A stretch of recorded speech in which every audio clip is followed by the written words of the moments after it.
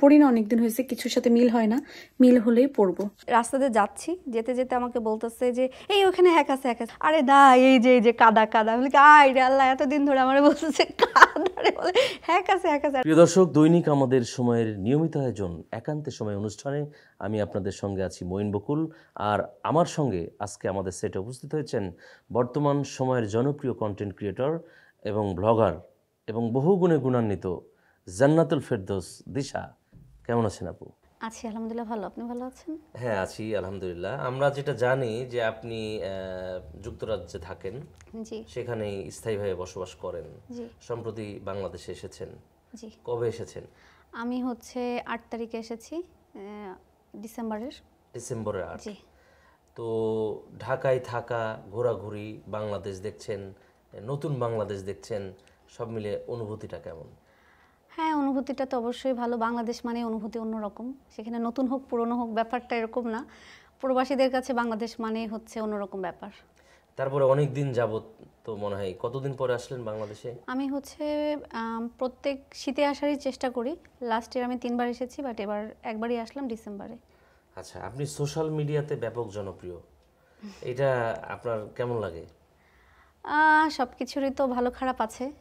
কখনো কখনো অনেক ভালো লাগে, কখনো কখনো মনে হয় যে এটা না হলেও পারতো।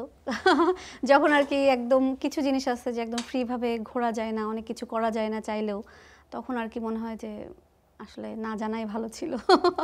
এইটা না, আমার যেটা মনে হয় যে আপনার ব্লগগুলো আমিও দেখি, তো আপনার উপাদানগুলো আসলে কি কি, মানে কোন কোন বিষয়গুলো নিয়ে আপনি ব্লগ বানান? আসলে আমারটা হচ্ছে ডেইলি লাইফস্টাইল ব্লগিং। মানে আমি সারাদিন কি করছি বা আমি কি রান্না করলাম, কোথায় গেলাম, মানে প্রতিদিন যেটা করি তার কিছু মেন যে অংশগুলো আছে সেগুলাই আমি ভিডিও করে ওটাই শেয়ার করার চেষ্টা করি। আর এটাই সবাই পছন্দ করে, কারণ আমাদের শেখার শেষ নেই। আমিও অনেকের কাছ থেকে শিখি। আমরা কিন্তু অনেক সময় ব্লগ দেখে দেখে সবাই বলে যে কি এখানে শেখার কি আছে, কিন্তু আসলে শেখার অনেক কিছু থাকে। যেমন আমার কিছু টেকনিক থাকতে পারে যেটা অন্য কেউ জানে না, অন্যের টেকনিক থাকতে পারে আমি জানি না। সো দেখার মাধ্যমে আসলে আমরা অনেক কিছুই শিখি। কিন্তু আমি তো মনে করি যে আপনার এই যে ব্লগগুলো জনপ্রিয় হওয়ার অন্যতম একটা কারণ হচ্ছে আপনি সুন্দর করে কথা বলেন। এটা কিভাবে মানে বলতে যশোরের পারেন? মানুষ, হ্যাঁ, হয়তো বা এই জন্য। ঝগড়াটে যশোরের মানুষ। যশোরের মানুষ, ও আচ্ছা। এটা তো মানে আপনার বাসা তাহলে যশোরে? জি। ইডেন বে কক্সবাজার সমুদ্র সৈকতের উপর নিজেদের একটি ঠিকানা। মাত্র 5 লাখ টাকায় আপনিও হয়ে যেতে পারেন এই হোটেলের মালিক। ইডেন বে, আ কনসার্ন অফ ভাইয়া হোটেলস। তো আমরা যেটা দেখি যে সচরাচর দেশের বাইরে যারা থাকে অনেকেই কিন্তু বিভিন্ন স্পট বা জায়গা, বাইরের যে দৃশ্যগুলো সুন্দর দেশের বাইরের, সেগুলো নিয়েও কিন্তু অনেকেই ব্লগ বানান। আপনি কি বানিয়েছেন এরকম? আসলে ওইভাবে হয় না, কারণ আমি যেহেতু লাইফস্টাইল ব্লগিং করি, আমি হচ্ছে ট্রাভেল ব্লগার যে ওরকম না। তো তারপরেও যখন আমরা হলিডেতে যাই, বিভিন্ন জায়গায় যাচ্ছি, তখন হয়তো বা কিছু কিছু ভালো সুন্দর জায়গাগুলো শেয়ার করি। মানে ওটাও আমার লাইফস্টাইলের ভিতরেই পড়ে, কিন্তু আলাদা করে কখনো জায়গা দেখানো হয় না। হ্যাঁ, কারণ এখানে অনেক ব্যাপার থাকে। কারণ আমার কেন্দ্রিক যে ভিউয়ার্সগুলো, ওনারা কি চাচ্ছে সেটা আমাকে দেখতে হয়। সো এক একজনের এক একটা থাকে যে ওনারা এই ধরনের ব্লগ করছে, ওনাদের ভিউয়ার্স কিন্তু এই ধরনেরই।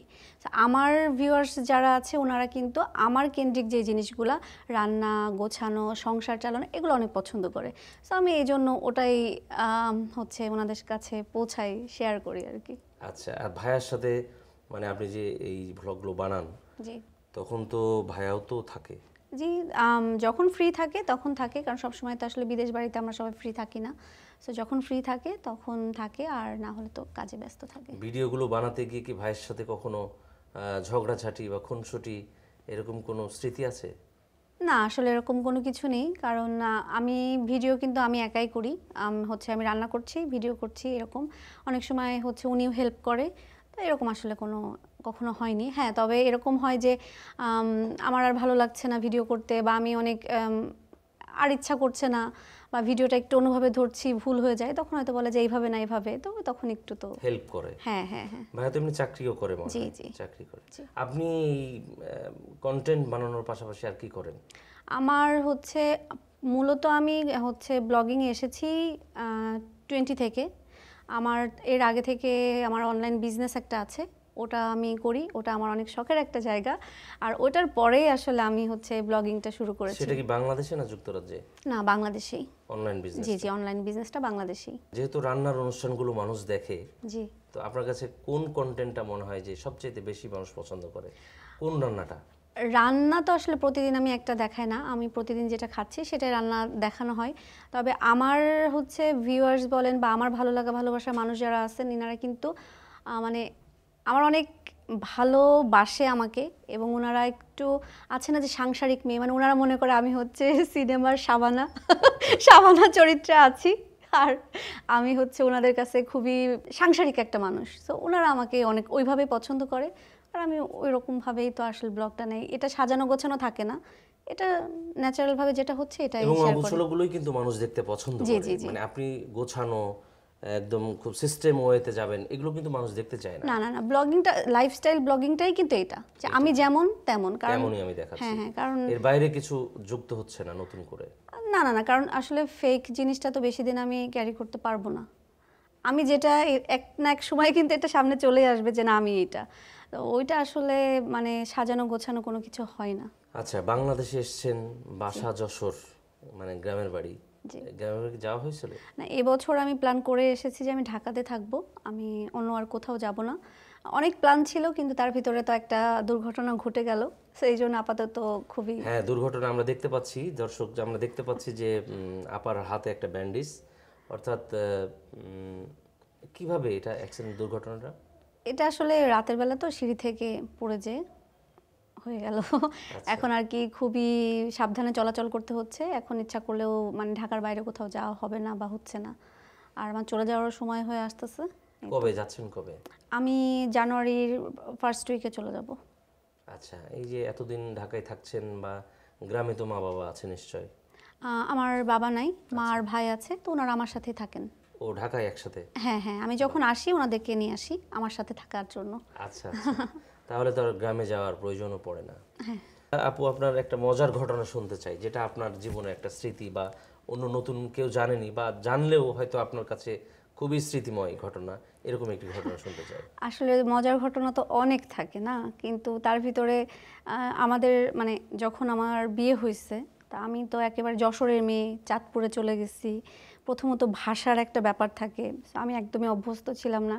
তো আমার যখন আপনার শ্বশুরবাড়ি চাঁদপুর? জি, চাঁদপুরে। তো ওখানে যাওয়ার পরে তখন অনেক বৃষ্টি ছিল, বর্ষাকাল ছিল। তো এখন ওখানে তো আমরা বলি কাদা, কিন্তু ওনারা তো বলে হচ্ছে হ্যাক। হ্যাক? হ্যাক বলে। আচ্ছা, তো তো আমি যখন একটু বাইরে নিয়ে যেতে চাই, কেউ বলে কি না না না না যাওয়া যাবে না, হ্যাক আছে হ্যাক। তো আমি কয়েকদিন মনে করছি কি হ্যাক জিনিসটা আসলে কি, মনে হয় জোক টাইপের কিছু হবে, নাহলে গুইসাপ টাইপের কিছু হবে, যে এই না হ্যাক হ্যাক হ্যাক, মানে এরকম হ্যাক বলে না প্যাক বলে, যাই হোক না কেন। তো এটা হয়েছে, কিন্তু কয়েকদিন পর যখন একটু শুকনা হয়েছে তখন বাইরে গেছি, তখন মানে রাস্তাতে যাচ্ছি, যেতে যেতে আমাকে বলতেছে যে এই ওখানে হ্যাক আছে হ্যাক আছে। এবার আমি তো বলি আল্লাহ কোথায় আছে কোথায়, বলি কি আরে না এই যে কাদা কাদা, বলি কি আয় রে আল্লাহ, এতদিন ধরে আমার বলতেছে কাদা রে, বলে হ্যাক আছে হ্যাক আছে। আর আমি তো জোক টোক সাপ পোকা ভেবে একদম অস্থির। সেরকম আছে, এরকম ছোট ছোট অনেক মজার ঘটনা থাকে। আসলে এক দেশের এক এক রকম। তো আরেকটি বিষয় একটু জানতে চাই, ভাইয়ার বাসা চাঁদপুর, আপনার বাসা যশোর, মানে কেমনে কিভাবে সমন্বয়টা হলো? আসলে আমাদের তো হচ্ছে অ্যারেঞ্জ ম্যারেজ, আর আমার নানা বাড়ি, আমার অরিজিনাল আমার নানা চাঁদপুরের, ওনাদের আত্মীয় হয়, বাট আমার নানা হচ্ছে চাকরির সুবাদে যশোরে যে থাকেন, সো ওইখান থেকে ওইখানে সেটেল হয়ে গেছে, কিন্তু ওনার আসল শিকড় তো চাঁদপুর। তো ওইভাবে নানা বাড়ি থেকে বিয়েটা ঠিক হয়, সো এইভাবে যাওয়া। আচ্ছা আচ্ছা, অ্যারেঞ্জ ম্যারেজ তার মানে? জি। তো আপনার তো অনেক ফ্যান ফলোয়ার এবং অনেক মানে আপনার দর্শক শুভাকাঙ্ক্ষী, জি, তাদেরকে কি বলবেন অনুষ্ঠানে? সবার উদ্দেশ্যে এটাই বলা যে ওনারা আমাকে যে, কারণ আমি কখনোই এই লাইনের কেউ না, আমি খুবই অন্য লাইনের। সো ওনারা যে আমাকে অ্যাকসেপ্ট করছে, আমাকে ভালোবাসা দিছে আর দিয়ে যাচ্ছে, সাপোর্ট করতেছে, এটার জন্য ওনাদের কাছে আমি অনেক কৃতজ্ঞ। আর এভাবেই ভালোবাসা দিয়ে সাথে থাকবেন, পাশে থাকবেন, এটাই আমাদের জন্য দোয়া করবেন। তবে সবথেকে বড় কথা আপনারা নিরাপদে থাকবেন, কারণ যেটা আমি বুঝছি নিরাপদে থাকাটা খুব বেশি দরকার। ধন্যবাদ আপু আপনাকে, এবং আমরা চাই দর্শকদের প্রতি অনুরোধ করব যে তার জন্য সবাই দোয়া করবেন, যেন খুব তাড়াতাড়ি তিনি সুস্থ হয়ে যান। প্রিয় দর্শক, এতক্ষণ শুনছিলেন জনপ্রিয় কন্টেন্ট ক্রিয়েটর জান্নাতুল ফেরদৌস দিশার জীবনের নানা গল্প। আমরা আবারও কোনো নতুন অতিথিকে নিয়ে আপনাদের সামনে হাজির হব। সেই পর্যন্ত সবাই ভালো থাকুন, সুস্থ থাকুন এবং আমাদের সময়ের সঙ্গী থাকুন।